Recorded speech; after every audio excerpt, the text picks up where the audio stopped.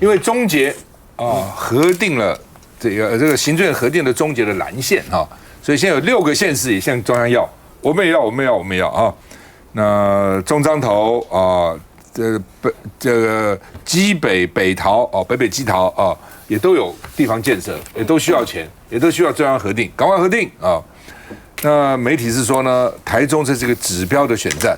因为呢，民进党不重视民意，所以沿线的民进党立委呢都落选了不重视民意啊。那新北也出来说，我们3环6线很多人都被你卡了，所以呢，侯友宜说中央跟地方要合作合作意思说你赶快要帮助我要核准我那另外呢，这次中捷蓝线虽然过了，但是台中是要扛60%的经费，就900多亿，对，不一样，900多亿，而且10年，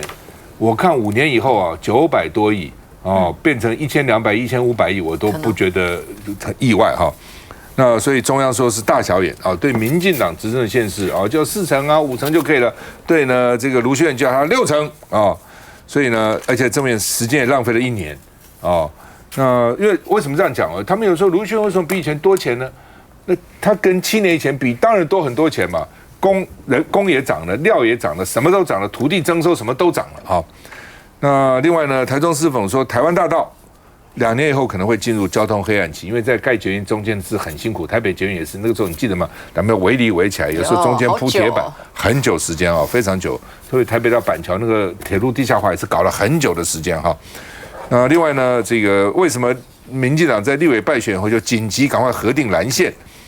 说是不是这样呢？让卢秀燕2028能够选总统另外呢，联合报黑白解说台中人用选票讨回了捷运来，台中选出来的建豪怎么看？到底有没有影响？有，绝对有很重的影响。我们用台湾第一个有捷运地方台北市。台北市的这个蓝线就在忠孝东路上面，大家可以想象一下，如果今天忠孝东路过10年都没有捷运，会是什么样的光景？那其实台中的这条捷运蓝线也是一样的状况。大家常去台中会经过所谓中港路，就是现在的台湾大道，就是这条捷运蓝线必经的位置。那就是因为这条捷运过去这些年被卡了这么多次，那路线又改来改去，这件事情其实这也要帮卢秀燕市长讲一下。其实最早还是要讲，像以台北为例就好，台北的捷运蓝线是走干道，走忠孝东路一路到南港这边。那台中的这个捷运蓝线也是一路走干道，过去不管胡志强市长还是现在卢秀燕市长，都是希望捷运走干道。但是在选举过程里面，不断有人抹黑攻击说是因为要图利什么家族，所以改路线。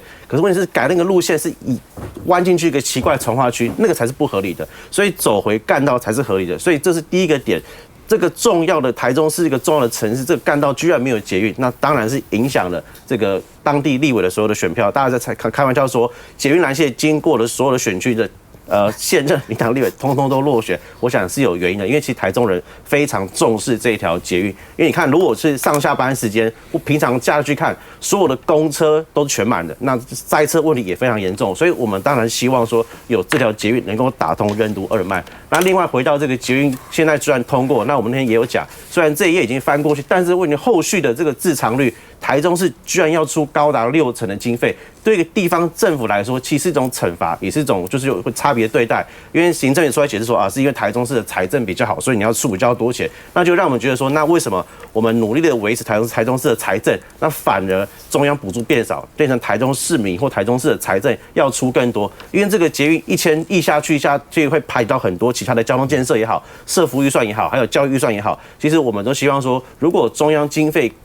够用的话，其实我们常讲，1年的中央政府总预算2.7兆、2.8兆，台中市1年的总预算2000亿而已，但是你去到台中是出1000亿来盖这条捷运，其实非常不合理的事情所以我们当然希望说，中央的补助应该要多一点，让台中市的捷运能够尽快的通车，尽快的完工。那昨天行政院也讲说，台中市捷运要盖10年，那我们就举出了个反证，同样的一个政府，同样这个任内通过的捷运路线，高雄的2条，一条6年，一条8年就盖完，那台中这条为什么要盖10年？所以我觉得经费上比较少，工程比较长，核定时间也比较长，那其实对台中市民来讲还是一个挑战。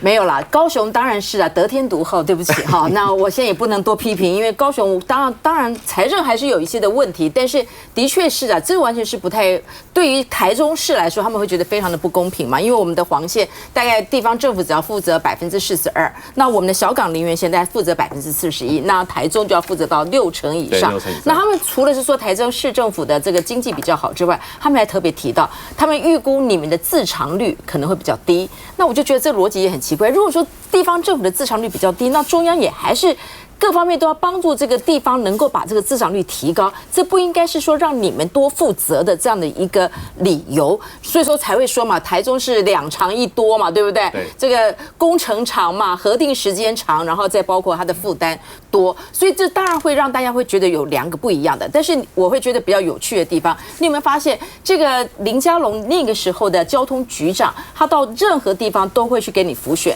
好像偏偏到台中，因为牵涉到这个蓝线的问题，又因为这个线路，因为林佳龙的线路跟胡志强当初核定的是不一样，然后在盐匡，因为我帮他去辅选，所以我很清楚，那时候盐匡被打的最多。把卢秀燕也拖进来，把他们的家族彼此2家的家族里面，再开始去讨论他这个路线怎么截弯曲直，然后不断的告诉你，就说胡志强那时候还有卢秀燕改过来那个部分里面造就多少，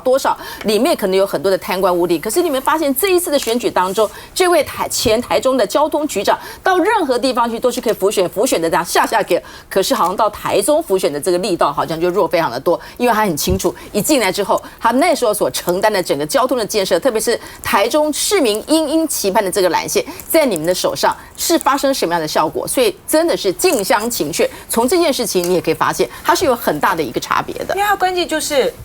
林佳龙的时候，他那个规划太奇怪了哈。就是刚才这个委员建豪讲的，是这个干线蓝线的规划呢，就是干线。可是林佳龙把那个截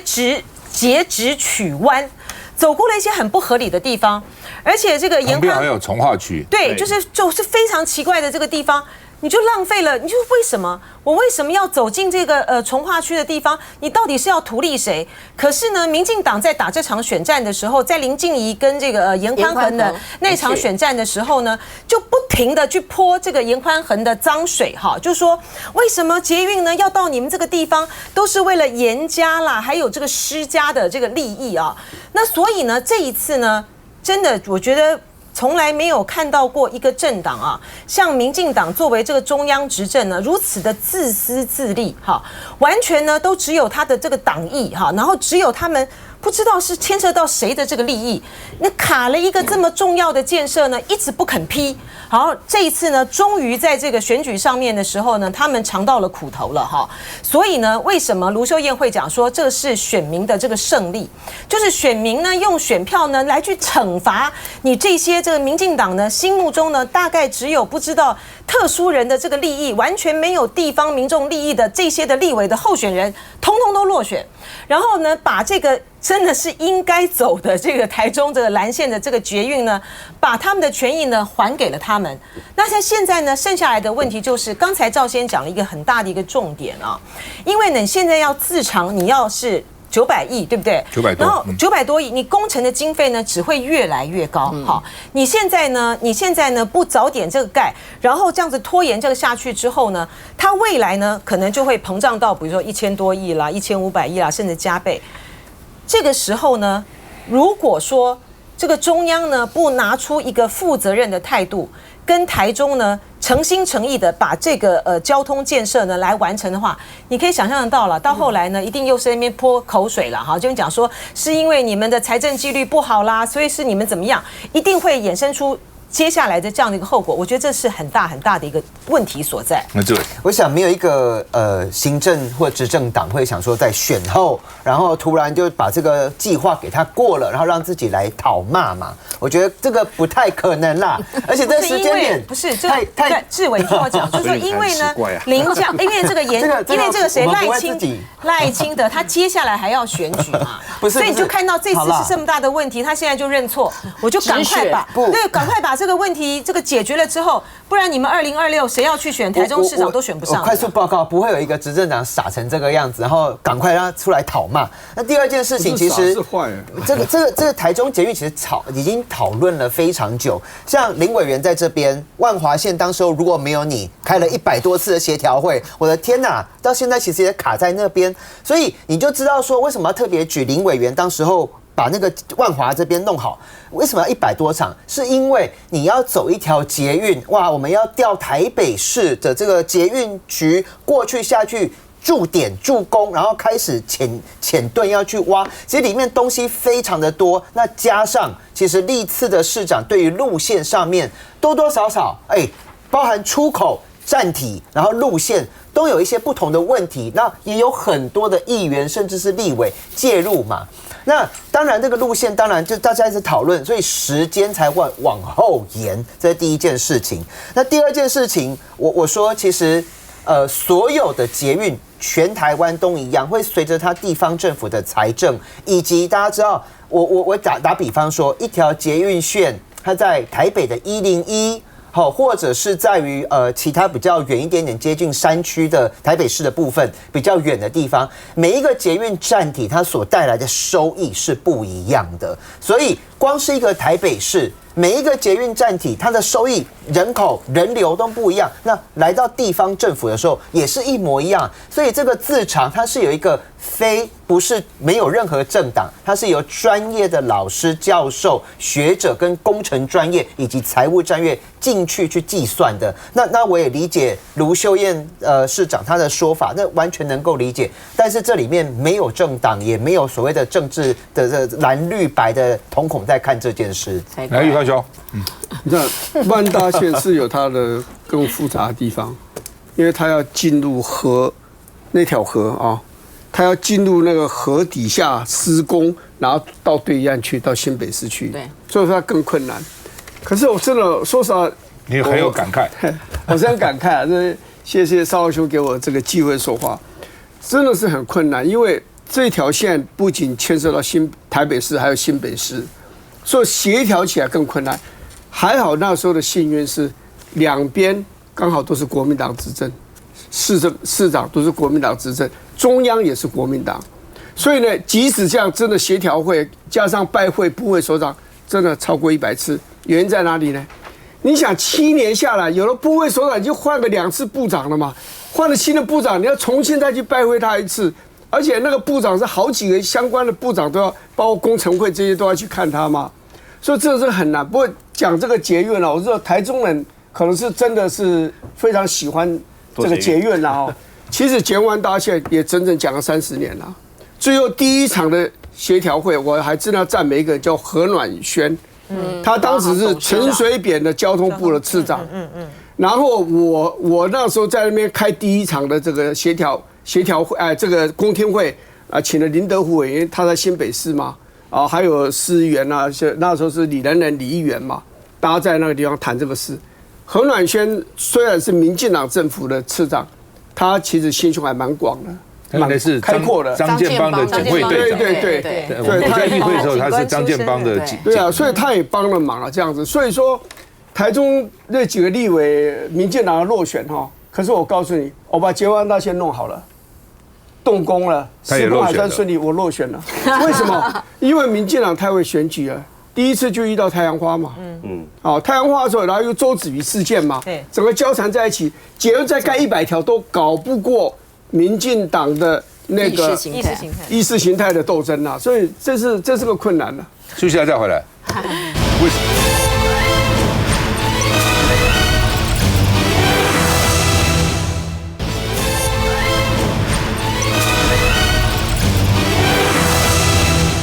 好，那么民进党立法院长、副院长选举，大家很注意哈。那今天柯文哲终于宣布了啊，说要走自己的路啊，什么意思呢？选自己的人。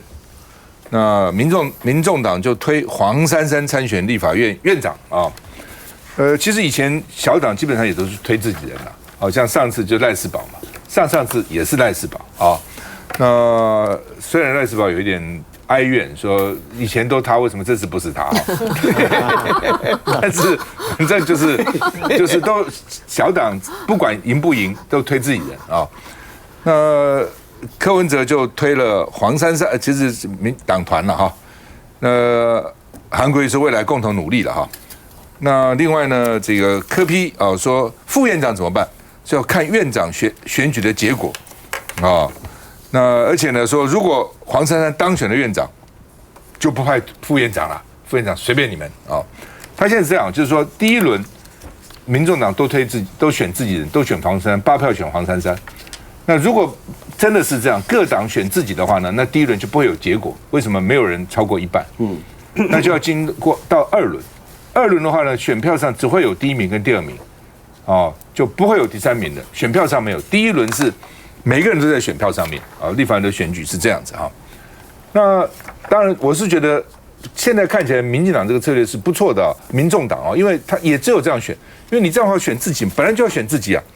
你如果选绿的，人家说你是小绿的；你选蓝的，说你是小蓝了。那他干嘛？就选自己嘛，选自己造成这样的结果，造成第2轮。那第2轮他说他就不投了，哦，院长第2轮他不投了。不投的话，理论上国民党有优势，因为国民党52票，加上高金素梅跟陈超明，加上这2个是54票，民进党51票，所以第2轮就不需要过半，这个赢的就拿了啊，多数就可以了哈。那但是现在有一种状况说，如果民进党那么不想韩国瑜当选，或是不想国民党，就像当时支持柯文哲第1次选台北市长一样，对，民进党的51票都加给黄珊珊，那黄珊珊本来有8票嘛，再加上民进党就59票了，就赢国民党54票啊，他就会赢嘛，哦，所以这是一种状况，是不是一定可能或一定不可能，是很难讲。因为就看民进党，这是看民进党。民进党如果说我就不要，我已经无所谓了，也没有什么党格啊、什么党的立场啊、党的原则都不重要了。民进党现在说不会，说他是一个有原则的党，所以他不会这样做。民进党，但谁知道会怎样？选举真的这个兵不厌诈，不知道会怎样。那另外一种状况就是说，如果这个大家都各投自己，到了第2轮了，哦，国民党会不会跑票？现在没有人认为民进党会跑票，但是有人在怀疑国民党会跑票，所以国民党昨天就宣布了，哦，说要最严厉的党纪处分。我的建议了哈，说不管分区不分区，他昨天我看到消息说不分区什么开除，分区3年，这个区域3年，通通开除党籍，什么不分区分区为什么要这样分？为什么要分？只要给我跑票，只要给我盖错。哎，老委员时代你记得吗？我那时候的老委员时代我在。老委员躺在医院里打着点滴，担架都要抬到立法院来投票啊，是这样子干的，对不对？什么快死了也要来投票啊？你1票就是这么重要哦？什么不重要？什么路上出车祸，什么我生病，通通来投票，不然的通通开除党籍。国民党应该有下定决心做这样的宣示哈，因为否则的话哈，很难讲。你不要以为说，因为如果民众党到最后都自己不投了，那就是看你们2党了嘛。对，那2党谁跑谁不跑，一看就知道了。民众党混在里面，你还可以假装说不知道。不过他现在要亮票了哈，亮票应该是会知道。不过他也许说车祸啊、迟到啊、不来啊、生病啊，有其他的理由嘛？不来的理由可以有千百种。好，我们看一下。我将要代表台湾民众党参选本届的立法院院长，这不只是走自己的路，更是要带领台湾社会走向公民主义的新路。宣布加入国会龙头战场，民众党主席柯文哲终于亮出底牌，自推准立委黄珊珊角逐立法院长，反过来向蓝绿拉票，尤其是民进党。既不想当小蓝，也不想当小绿，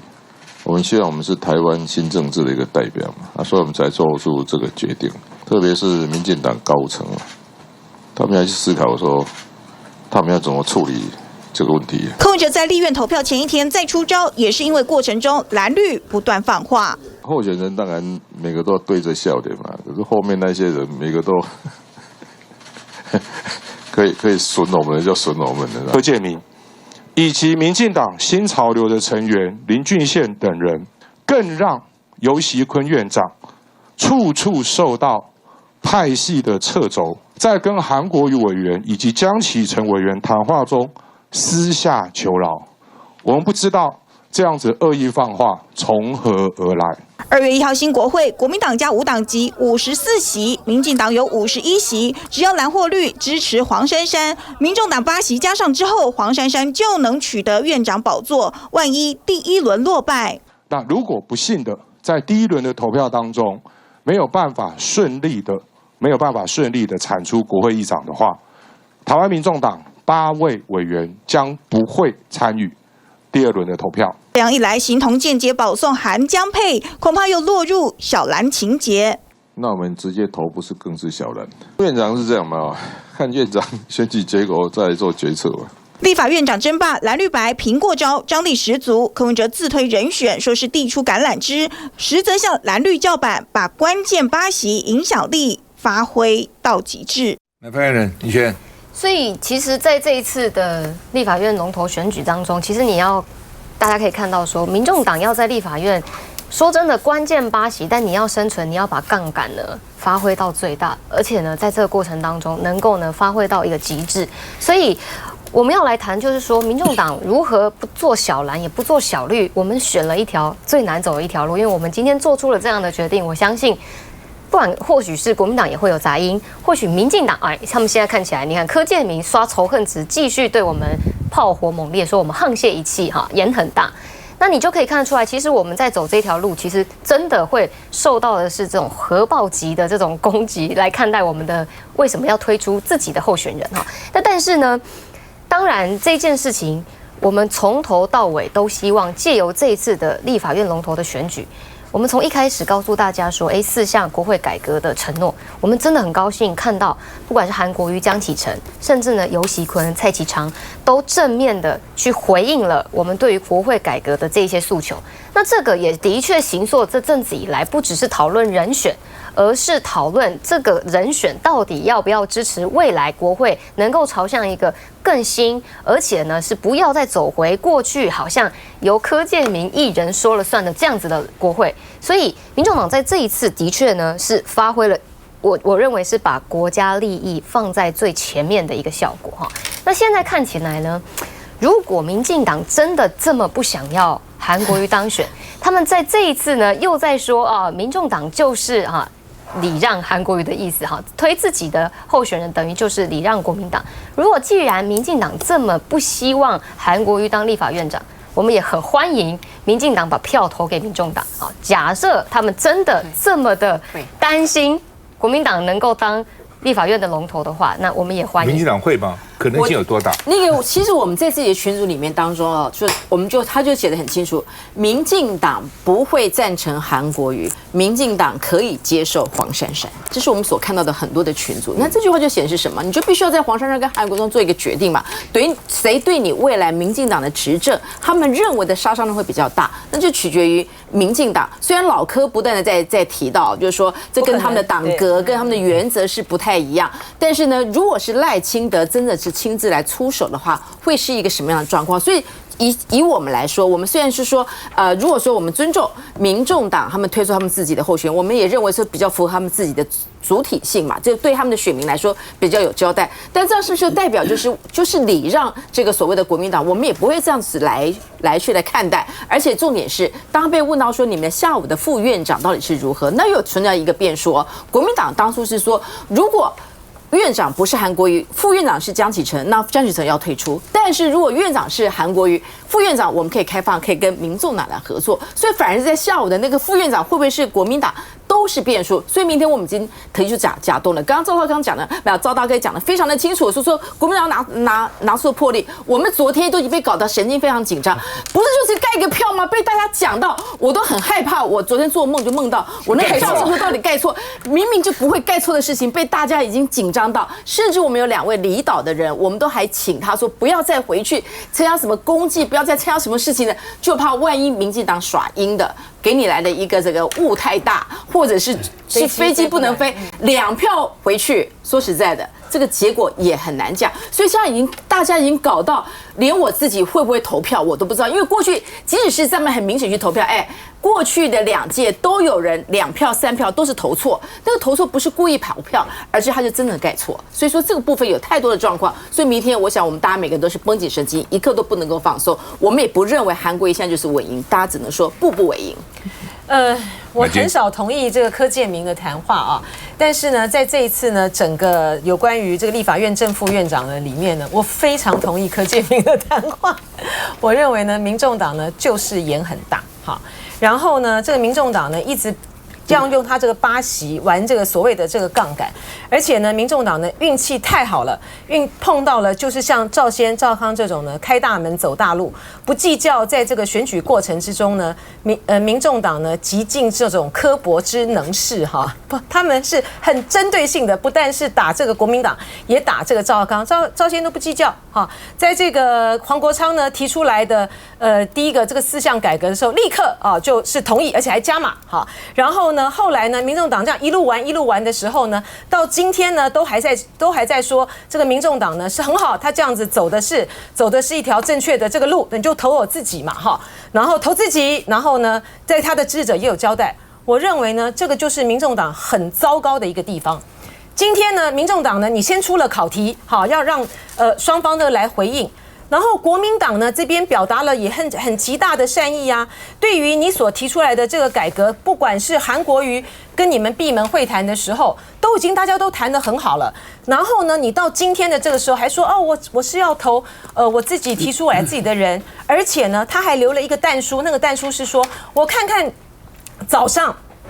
这个立法院长选举的结果之后，我再决定我下午呢要来这个副院长是要投给谁。就摆明着，其实这个民众党呢，你今天如果真心诚意的认为说，在这个未来的这个立法院，你是要一个在野监督大联盟的话，